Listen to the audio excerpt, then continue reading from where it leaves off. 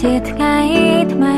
ក៏បានជាពីអន្តន័យនៃចន្ទភក្តីស្នេហ៍រីកររាដាលក្រុមទើទីច្រើនអិន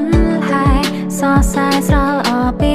ស្នេហ៍អោស្នេហ៍យើងទាំងគូស្នេហ៍យើងទាំងទ្វេប្រៀបបាននឹងរូបគំនូកូនសំឡឹងកាន់តែយូរកាន់តែស្រស់ឆាតឆាយជាតិនេះជាតិមុនជាតិក្រោយក៏មិនចិនណាយសូមត្រឹមឲ្យរੂក្បែរកាយក្បែរទ្រង់គ្នារហូត